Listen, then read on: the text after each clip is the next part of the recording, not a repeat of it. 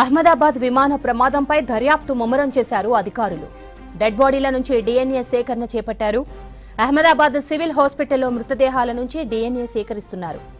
Dead బాడీల నుంచి సేకరించిన నమూనాలతో ప్రయాణికుల బంధువుల డీఎన్ఏలను సరిపోల్చనున్నారు. డీఎన్ఏల ఆధారంగా మృతదేహాలను వారి కుటుంబ సభ్యులు బంధువులకు అప్పగించనున్నారు. ఇక నిన్న జరిగిన అహ్మదాబాద్ విమాన ప్రమాదంలో 265 మంది చనిపోయారు. అందులో ఫ్లైట్లో ఉన్నవారు 241 మంది కాగా 24 మంది మెడికల్ కాలేజ్కు చెందినవారు. ప్రమాదంలో చనిపోయిన వారి డెడ్ బాడీలు పూర్తిగా కాలిపోవడంతో వారిని గుర్తించడం కష్టంగా మారింది. దీంతో డీఎన్ఏ పరీక్ష చేసి మృతదేహాలను అప్పగించనున్నారు అధికారులు. ఇక దీనికి సంబంధించిన పూర్తి డీటెయిల్స్, రెస్క్యూ ఆపరేషన్కు సంబంధించి, అలాగే ప్రధాని మోదీ టూర్కు సంబంధించి మరిన్ని డీటెయిల్స్ మదార్ అందిస్తారు. మదార్, ఘటనా స్థలంలో రెస్క్యూ డీటెయిల్స్ ఏంటి? ఆల్మోస్ట్ రెస్క్యూ ఆపరేషన్ అయిపోయింది.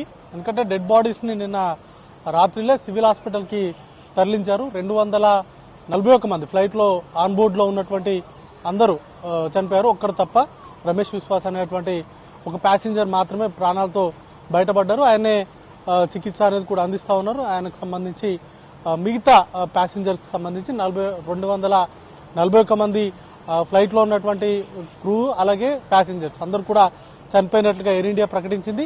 దాంతోపాటు ఆ ఫ్లైట్ బీజే హాస్పిటల్కి సంబంధించినటువంటి హాస్టల్ బిల్డింగ్ పైన పడింది. ఆ ప్రమాదంలో కూడా ఒక 24 మంది మరణించారు. హెవీ ఫ్యూయల్ ఉండడం, ప్రమాద తీవ్రత కూడా చాలా ఎక్కువ ఉండడంతో ఆల్మోస్ట్ అందరి బాడీస్ అన్ని కూడా కాలిపోయాయి. అసలు గుర్తుపట్టలేని స్టేజ్లో ఆ డెడ్ బాడీస్ అన్నింటినీ కూడా అక్కడ నుంచి ఆసుపత్రికి తరలించారు. వాటికి సంబంధించి డిఎన్ఏ టెస్టులు చేసి బాధిత కుటుంబ సభ్యులకు ఆ డెడ్ బాడీస్ని కూడా అందిస్తారు. ఇది రొటీన్గా ప్రాసెస్. ఎందుకంటే నార్మల్గా అయితే డెడ్ బాడీస్ చెల్లాచెదురు కాకుండా లేకపోతే నార్మల్గా ఉండుంటే ఐడెంటిఫికేషన్ అనేది ఈజీ అవుతుండే. బట్ ఫైర్ యాక్సిడెంట్, మొత్తం కాలిపోవడము, ఫైర్కి సంబంధించినటువంటి తీవ్రత ఎక్కువగా ఉండడంతో మొత్తంగా గుర్తుపట్టలేని స్టేజ్లో ఉన్నాయి. దానిలో భాగంగానే నిన్న ప్యాసింజర్స్కి సంబంధించిన కుటుంబ సభ్యుల నుంచి సుమారు ఒక 1000 శాంపిల్స్ని కలెక్ట్ చేశారు. వాటితో పాటు డెడ్ బాడీస్లో కూడా డిఎన్ఏ శాంపిల్స్ని కలెక్ట్ చేశారు. వాటిని సరిపోల్చి వాటిని ఐడెంటిఫై చేసి వాటికి సంబంధించినటువంటి కుటుంబ సభ్యులకు అందజేస్తారు. ఇక ఫ్లైట్కి సంబంధించి ముఖ్యంగా కాలిపోయిన తర్వాత పూర్తిగా దర్యాప్తుకు సంబంధించినటువంటి బృందాలు ఫ్లైట్ని క్షుణ్ణంగా తనిఖీ చేశాయి. మొత్తంగా ఇటు ఎన్ఎస్జీకి సంబంధించినటువంటి బృందాలు కావచ్చు, డీజీసీఏకి సంబంధించినటువంటి అధికారులు, ప్రధాని కూడా స్వయంగా స్పాట్కు వెళ్లారు. ఘటనకు సంబంధించినటువంటి జరిగినటువంటి ప్రాంతానికి వెళ్ళి అధికారులతో మాట్లాడారు. ఆ తర్వాత ఆసుపత్రికి వెళ్లారు. బాధిత కుటుంబ సభ్యులతో మాట్లాడారు. అలాగే ఒక్క వ్యక్తి ప్రాణాలతో బయటపడినటువంటి ఆ వ్యక్తితో కూడా మాట్లాడారు. దాంతో ఫ్లైట్లో ఉన్నటువంటి పరిస్థితులు, కీలకంగా యాక్సిడెంట్ జరిగేటువంటి సమయంలో ఫ్లైట్లో ఉన్నటువంటి పరిస్థితులను కూడా ఆయన అడిగి తెలుసుకున్నారు. ఆ తర్వాత అహ్మదాబాద్ ఎయిర్పోర్ట్లోనే ఒక రివ్యూ మీటింగ్ని కండక్ట్ చేశారు. ఎయిర్ ఇండియాకి సంబంధించినటువంటి ప్రతినిధులు, అలాగే డీజీసీఏకి సంబంధించినటువంటి ప్రతినిధులు, కేంద్ర మంత్రి రామ్మోహన్ నాయుడు, సివిల్ ఏవియేషన్ మంత్రి రామ్మోహన్ నాయుడు కూడా ఆ రివ్యూ మీటింగ్లో పాల్గొన్నారు. కీలకంగా బోయింగ్ 787-8 సంబంధించినటువంటి డ్రీమ్ లైనర్ ఫ్లైట్లో ఏమైనా సాంకేతిక సమస్యలు ఉన్నాయా, ఫ్లైట్ యాక్సిడెంట్కి గల కారణాలకు సంబంధించి ప్రాథమికంగా ఒక అంచనాకైతే వస్తున్నారు. ముఖ్యంగా ఫెడెక్ వ్యవస్థ ఫెయిల్ అవడంతో, అంటే ఫ్యూయల్ ఇంజన్స్లోకి వెళ్ళేటువంటి వ్యవస్థ ఉంటుంది, అది ఫెయిల్ అవడంతో ఎక్కువ పవర్ అనేది కూడా యూస్ కాలేకపోయింది. యాక్సిలరేటర్ ఎంత ప్రెస్ చేసినా కూడా, ఎంత ట్రై చేసినా కూడా ఫ్లయింగ్ అనేది సాధ్యం కాలేదు. దాంతో ఫ్లైట్ క్రాష్ ల్యాండ్ అనేది అయినట్టుగా ప్రాథమికంగా అయితే అంచనా వేస్తున్నారు. పూర్తి స్థాయి విచారణ అనేది కూడా జరిగిన తర్వాతే ఫ్లైట్ యాక్సిడెంట్కి సంబంధించినటువంటి వివరాలు అనేది కూడా బయటకు వస్తాయి. అయితే బ్లాక్ బాక్స్ కనిపించట్లేదు అనేది, ఇంకా దొరకలేదు అనేది ప్రధానంగా అందుతున్నటువంటి సమాచారం. ఎయిర్ ఇండియా కూడా కన్ఫర్మ్ చేసింది. బ్లాక్ బాక్స్ దొరికితేనే దాంట్లో ఫ్లైట్కి సంబంధించి చివరి నిమిషాల్లో ఏం జరిగింది అనే దానిపైన కాక్పిట్ వాయిస్ రికార్డ్ కావచ్చు, లేకపోతే ఫ్లైట్కి సంబంధించినటువంటి వివరాలు అనేది కూడా బయటకు వచ్చేటువంటి అవకాశం ఉంటుంది. అయితే ఇంజన్స్ ఫెయిల్ అవడమే యాక్సిడెంట్కి ప్రధాన కారణమా, లేకపోతే ఏదన్నా మానవ తప్పిదాలు ఉన్నాయా ఏంటి అనే దానిపైన కూడా ఒక స్పష్టత అనేది కూడా రావాల్సి ఉంది. అయితే ఢిల్లీ నుంచి అహ్మదాబాద్ వెళ్ళేటువంటి సందర్భంలోనే ఆ ఫ్లైట్లో ఏసీలు పనిచేయకపోవడము, ఇట్లాంటి ఇష్యూస్ అనేది కూడా గుర్తించారు. ఆ ఫ్లైట్లో ప్రయాణించినటువంటి వ్యక్తి వీడియో తీసి మరి దాన్ని సోషల్ మీడియా ప్లాట్ఫామ్స్లో పోస్ట్ చేశారు. ఏసీలు పనిచేయకపోవడము, లేకపోతే దాంట్లో ఉండేటువంటి ఇతర పరికరాలు పనిచేయకపోవడం లాంటివి గుర్తించినట్టుగా ఆ వీడియోస్లో స్పష్టంగా అర్థమవుతోంది. అయితే ఒక ఫ్లైట్ టేక్ ఆఫ్ అయ్యేటువంటి సందర్భంలో పూర్తిగా కొన్ని చెక్కింగ్ అనేది కూడా చేస్తారు, కొన్ని టెస్టులు అనేది కూడా చేస్తారు. అవన్నీ పాస్ అయిన తర్వాతనే టేక్ ఆఫ్ కానీ లేకపోతే పైలట్లు అందులోకి వెళ్లేందుకు కానీ అనుమతి అనేది కూడా వస్తుంది.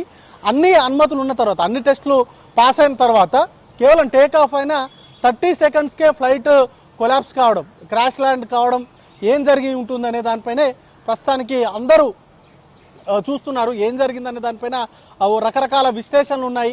ఎందుకంటే ఎయిర్ ఇండియాకు సంబంధించి ముఖ్యంగా గడిచిన 2 నెలల్లో 15కు పైగా కంప్లైంట్స్, 15కు పైగా నోటీసులు ఇచ్చినట్టుగా సమాచారం ఉంది. ముఖ్యంగా మెయింటెనెన్స్కు సంబంధించినటువంటి ఇష్యూస్ కావచ్చు, లేకపోతే ఆ ఫ్లైట్లో కొన్ని సాంకేతిక సమస్యలను గుర్తించినట్టుగా వస్తున్నాయి సమాచారం ఉంది. దాన్ని ఎయిర్ ఇండియా లైట్ తీసుకోవడము, వీటితోటే ఇంత పెద్ద ప్రమాదం జరిగినట్లుగా అనేక అనుమానాలు అయితే ఉన్నాయి. అయితే కాక్పిట్లో ఉన్నటువంటి వాయిస్ కనుక బయటకు వస్తే, దానికి సంబంధించినటువంటి డాటా బయటకు వస్తేనే దానికి సంబంధించినటువంటి అంశాలపైన పూర్తిగా ఏటీసీని కాంటాక్ట్ అయ్యే ముందు కాక్పిట్లో పైలట్లు ఏం మాట్లాడుకున్నారు, ఏం మాట్లాడారు అనే దానిపైన ఒక స్పష్టత వస్తుంది. వాటికి సంబంధించినటువంటి అంశాలపైన ప్రస్తుతానికైతే దర్యాప్తు బృందాలు, ముఖ్యంగా air craft accidental investigation bureau కావచ్చు, అలాగే అమెరికాకు సంబంధించిన ఇన్వెస్టిగేషన్ ఏజెన్సీ కూడా దీంట్లో భాగమవుతుంది. దాంతోపాటు బ్రిటిష్ అంబసీకి సంబంధించినటువంటి కీలక అధికారులు కూడా ఈ యాక్సిడెంట్కి సంబంధించినటువంటి అంశాల్లో వారు కూడా ఎప్పటికప్పుడు వాకప్ చేస్తూ ఉన్నారు. దీనికి సంబంధించి ఎయిర్ ఇండియా ఇప్పటికే పూర్తి స్థాయిలో తాము సహకరిస్తామంటూ కూడా ప్రకటించింది. వాటికి సంబంధించినటువంటి దర్యాప్తులు కూడా పూర్తిగా జరిగితేనే అసలు ఏం జరిగింది, భవిష్యత్తులో ఈ బోయింగ్ డ్రీమ్ లైనర్కి సంబంధించినటువంటి ఫ్లైట్స్లో కొన్ని సమస్యలు ఉన్నాయి, లేకపోతే వాటికి సంబంధించినటువంటి బిల్డ్ క్వాలిటీ, వాటికి సంబంధించినటువంటి దాంట్లో సాంకేతిక లోపాలు కావచ్చు, లేకపోతే తయారీ విధానాల్లో కొన్ని తప్పులు ఉన్నట్టుగా ఇంజనీర్ల కొంత డాటాను కూడా ఇస్తున్నారు. కాబట్టి ఈ విచారణలో వచ్చేటువంటి అంశాలను ఆధారంగా చేసుకొని నెక్స్ట్ ఫ్యూచర్ కోర్స్ ఆఫ్ యాక్షన్లో వాటిని సరిదిద్దుకునేటువంటి అవకాశాలు కూడా ఉండేటువంటి అవకాశం ఉంటుంది. కాబట్టి వాటిపైన ప్రస్తుతానికైతే ఫోకస్ అనేది కూడా జరుగుతూ ఉంది. ప్రస్తుతానికైతే దర్యాప్తు అయితే జరుగుతూ ఉంది. కాక్పిట్ బ్లాక్ బాక్స్కి సంబంధించినటువంటి వేట కొనసాగుతూ ఉంది. దాంతోపాటు ఈ ఫ్లైట్కి సంబంధించి ముఖ్యంగా రెస్క్యూ ఆపరేషన్ అంతా కూడా అయిపోయింది. DNA టెస్టులు నిర్వహించిన తర్వాత కుటుంబ సభ్యులకు ఆ డెడ్ బాడీస్ను కూడా అందజేస్తారు. ఇప్పటికే ఎయిర్ ఇండియా ₹1 కోటి వరకు ఒక్కొక్క కుటుంబానికి, మృతుల కుటుంబాలకి అందిస్తామని ప్రకటించింది. ఇక కేంద్ర ప్రభుత్వంగా ఎట్లా సాయం చేస్తారనే దానిపైన కూడా ఇప్పటికే బాధిత కుటుంబాలకు అండగా ఉంటామంటూ కూడా కేంద్ర ప్రభుత్వం ప్రకటించింది. దానికి సంబంధించి ఎట్లాంటి నష్టపరిహారం ఇవ్వాలనే దానిపైన కూడా కేంద్రం ఒక నిర్ణయం తీసుకునేటువంటి అవకాశం ఉంటుంది. ఈ మధ్యాహ్నం జరిగిన తర్వాత, రివ్యూ మీటింగ్ అయిపోయిన తర్వాత ఎట్లాంటి చర్యలు తీసుకోబోతుంది కేంద్ర సివిల్ ఏవియేషన్ మినిస్ట్రీ కావచ్చు, లేకపోతే కేంద్ర ప్రభుత్వం ఈ ఫ్లైట్లకు సంబంధించినటువంటి భద్రతకు సంబంధించి ఎట్లాంటి చర్యలు తీసుకోబోతున్నారనే దానిపైన ఒక స్పష్టత వచ్చేటువంటి అవకాశం ఉంటుంది. శ్రవంతి.